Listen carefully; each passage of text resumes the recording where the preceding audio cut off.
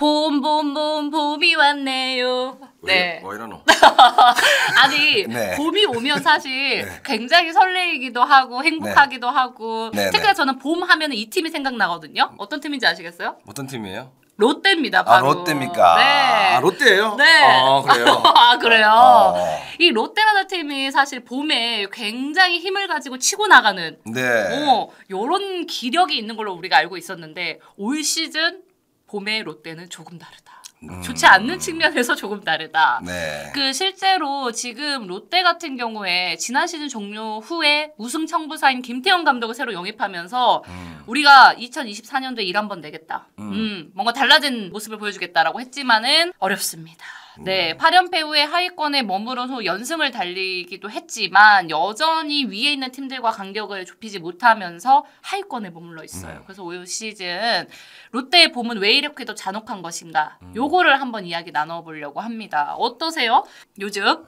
근데 이게 저희가 오키나와를 갔다 왔지만 김태형 감독님이 처음에 생각했던 롯데 자이언츠의 올 시즌 저 스타트부터의 모든 그림 자체가 감독님이 생각했던 그림대로 흘러가지 않았다는 부분이 굉장히 지금 좀 롯데가 처음에 고전을 하고 있지 않나라는 생각이 들었고 외국인 선수부터 해서 해줘야 될 선수들 그다음에 뭐 구승민부터 그다음에 뭐 김민석 뭐 한동희의 부상 여러 가지가 막 겹치면서 뭐 노진혁 처음에는 이제 박승욱의 이루를 한다 그랬었는데 그 부분도 안 됐죠. 뎁스가 그렇게 강하지가 않는 롯데 입장에서는 플랜 A가 안 됐을 경우에는 올 시즌 초반에 좀 힘들 수도 있게 생각했었는데 그 우려했던 부분들이 지금 조금 초반에 좀 그런 결과로 나오고 있지 않나 생각이 듭니다.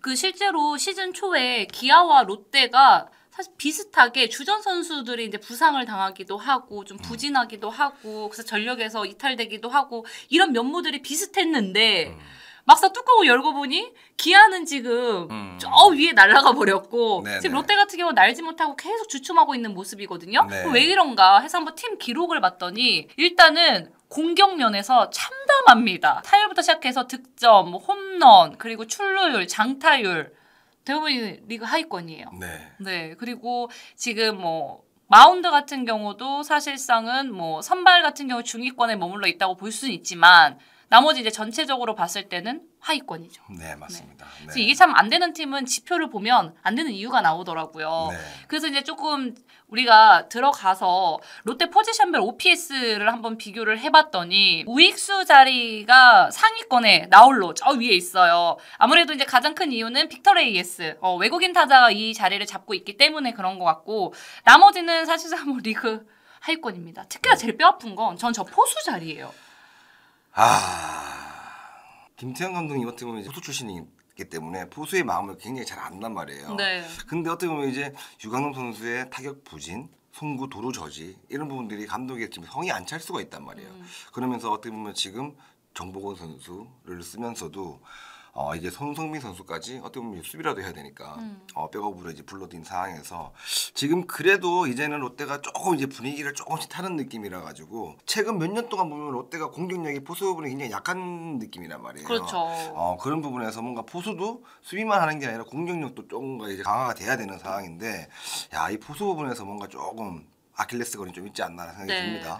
더 아쉬운 것은 우리가 이제 이 승부처의 집중력을 나타내는 게 가장 중요하다. 그래서 뭐 영양가 있는 방망이 뭐 이런 얘기도 많이 하는데 그 지표 중에 하나가 바로 득점권 타율인데 득점권 타율도 리그 10위.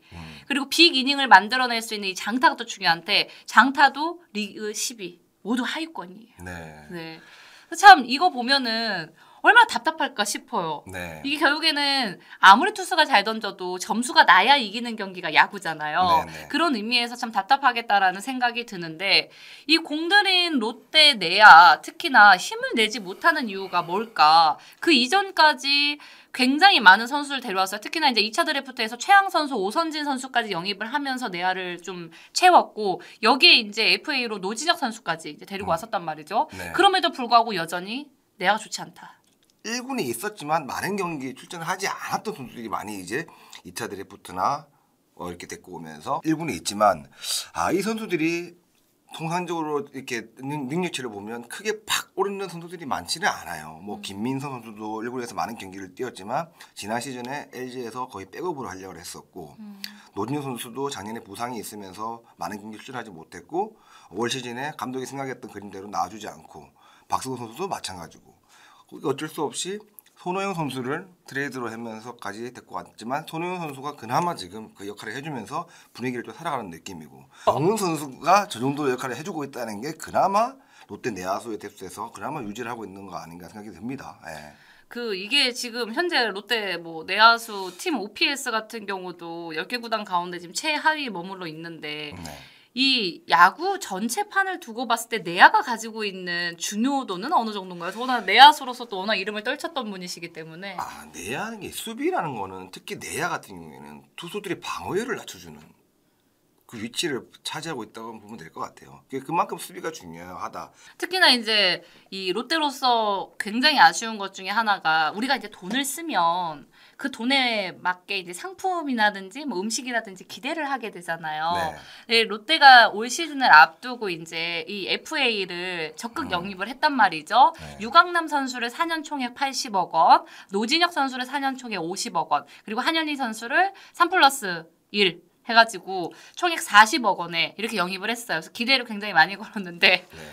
3명 모두 지금 상동에 가 있습니다. 그래서 오직하면 팬들이 너무 답답해서 상동 트리오라고 할 정도로 네. 이게 정말 우리는 웃으면서 이야기를 하지만 돈 쓴 롯데 입장에서 굉장히 지금 씁쓸하거든요. 근데 이게 돈 쓴 거에 비해서 너무 이 세 선수가 기대치가 지금 너무 낮다 보니까 그쵸. 결과가 너무 낮다 보니까 팬들 입장에서는 화가 날만 하죠. 네. 화가 많이 나죠. 네, 당연히 네. 화가 날만 합니다. 네. 근데 이게 이런 부분들이 어떻게 보면 이제 뭐 초반에 좀 안 좋을 수도 있어요. 하지만 이제 정말 상동에서 좀 책임감을 가지고 열심히 준비를 잘해가지고 올라와서는 정말 이름값에 맞게 결과를 내줬으면 저는 선배로서 좋겠습니다. 네. 저는 특히나 잊을 수 없는 그 상황이 그 유강남 선수가 4월 14일날 1사 만루 상황에서 점수차가 꽤 있었고 당시 팀이 6연패였기 때문에 정말 한 타석 한 타석 공 하나가 중요한 시점에서 이 만루에서 3볼을 건드는 바람에 네. 한 모금 하세요 일단. 네.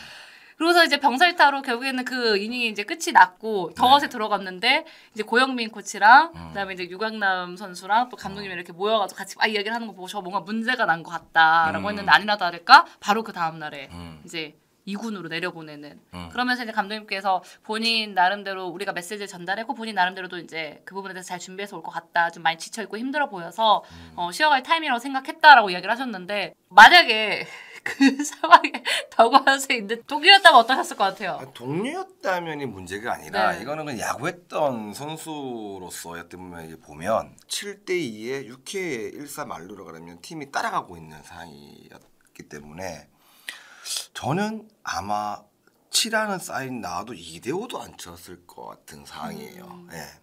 근데 이거를 이제 야구를 좀 생각을 하고 이해를 하고 앞을 보고 간다 그러면 개인보다 좀 팀이 중요한 상황에서 피차가 흔들리고 있는 상황에서 볼넷에서 출루를 하든 어떻게든 이 상황을 좀 기다렸다가 가야 되는 상황이었는데 그때는 이제 유강남 선수가 뭔가 좀 홀렸는지 아니면 정말 히팅이 쌓여 나가지고 본인이 이게 슬럼프 탈출을 위해서 뭔가 순간적으로 욕심을 냈다 그러든지 그러지 않고서는 정말 나올 수 없는 상황입니다. 그러게 좀 너무 바깥쪽에 아니 네. 만약에 이러면 어떻게 해야 됩니까? 이렇게 될 경우에 근데 이렇게 돼버리면 네. 팀 자체가 모든 부분들이 조금 흐름이 많이 안 좋아져요. 왜냐하면 연승 중일 때도 이건 조심해야 되는 부분이고 이기고 있는 상황에서도 좀 조심해야 되는 부분이고 그런 상황이었기 때문에 뭔가 개인보다는 좀 팀을 좀 생각을 하고 좀 야구를 해야겠다는 생각을 한번 유광 선수가 상동에서 한번 그런 부분부터 새롭게 좀 시작을 한다 그러면 앞길 좀 잘 보이지 않을까 생각이 듭니다. 네. 무쪼록 우리 지금 뭐 이야기하면서 상동 트리오란 말을 했지만은 얼마 안 지나서는 사직 트리오가 정말 일내고 있다라는 소식 저희가 한번 야구 이슈다에서 전달해 드렸으면 좋겠다. 그때 되면 우리 롯데 팬들도 가슴에 구멍이 좀 메워지지 않을까. 지금 뻥 뚫렸는데 네, 그런 생각도 좀 들고 저는 요즘에 김태형 감독도 참 고심이 많은 것 같다라고 느껴지는 게 그때 이제 8연패를 치른 후에 다음날 경기였어요. 19일 네. 경기에서 이 비디오 판독을 사실 어필을 하면 안 되는 걸 감독이 누구보다 잘 알고 있는데 이걸 어필을 한 다음에 퇴장을 당했단 말이죠. 네. 이런 모습들을 보면서 참 감독의 마음이 마음 같지 않나 보구나. 뭔가 선수들에게 메시지를 전달해 주려고 했나? 뭐라는 그런 여러 해석들이 나오기도 했단 말이죠. 어떻게 보셨어요? 김태형 감독 입장에서는 선수단을 이제 장악하고 뭔가 분위기를 받는 능력치가 굉장히 좋으세요. 능력이. 뭔가 팀이 연패를 빠지고 있는 상황에서 타이밍을 보시다가 이때가 좀 타이밍인 것 같다라고 생각해서 움직이신 것 같은데 감독님이 얼마나 오래 하셨는데 그 퇴장 나올지 몰랐겠습니까? 그렇죠. 하지만 이제 선수들한테도 떡아웃의 메시지가 전달되면서 그 경기를 이기면서 이제 연패를 탈출하게 되었고 그 다음부터 조금씩 이제 경기력이 좋아지고 있는 부분들이 보이기 때문에 김태형 감독 입장에서는 뭔가 터닝 포인트였던 건 아닌가 생각이 듭니다. 네. 그럼 저도 되게 궁금한 게요. 밖에서 기자들은 사실 이런 일 있으면 막 그렇게 이제 우리가 소위 말해 이제 프레임을 씌운단 말이죠. 막 감독이 선수들한테 깨우쳐 주려 이렇게 했다. 근데 그게 선수들이 깨우쳐 줘요? 전신 SK 때도 김성근 감독님이 되게 어필 잘하다가 한 번 할 때 되게 강한 메시지를 주는 그때 막 스타일로. 선배들이 야 감독님이 저렇게 해가지고 어필하셨는데 야 이기기 잡자. 이런 얘기들도 되게 많이 했었고 또 연패에 빠졌을 때는 더하죠. 또 이 안에 이제 누가 있었냐? 바로 이 황성빈이라는 선수가 있었습니다. 네, 황성빈 선수가 이 롯데 연패에 빠지고 있는 이 롯데에서도 굉장히 분주하고 바쁘게 본인의 야구를 열심히 하는 선수로 지금 이름이 알려져 있는데 그 내막에는 또 한 가지 좀 불편한 이슈도 있습니다.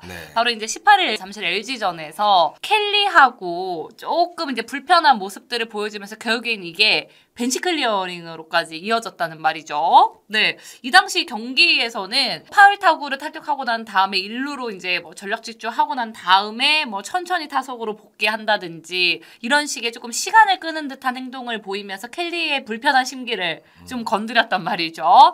이 부분 보시면서 좀 어떠셨어요? 좀 예민한 상황이기는 한데 네. 저도 이게 키 작고 다부지게 야구하는 스타일이라 가지고 네, 그렇죠. 이게 황성민 선수의 야구 스타일을 저는 굉장히 좋아합니다.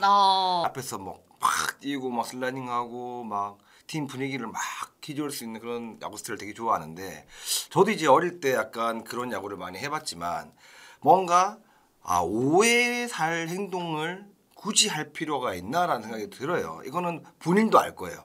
제가 황성민 선수를 좋아했던 이유가 2022 시즌에 갑자기 혜성같이 나타나가지고 정말 팀 분위기를 바꿀 수 있는 그런 선수였는데 그 야구를 지금 하고 있단 말이에요. 오해 소지를 만들면서까지 내가 이 분위기를 내가 다 만들어야 돼 이런 것보다는 그냥 본인이 팀에서 어떤 위치에서 어떻게 야구를 해야 되냐만 생각한다 그러면 저는 황성민 선수가 롯데 자이언츠의 어떤 팬들의 사랑을 많이 받으면서 롱런을 할 수 있지 않을까 생각이 듭니다. 네, 지금 시즌 경기 수치를 보더라도 이 선수 상당히 성적이 좋습니다. 성적이 좋을 뿐더러 저는 이제 OPS를 상당히 좀 중점으로 보는 스타일인데 OPS도 너무나 좋아요.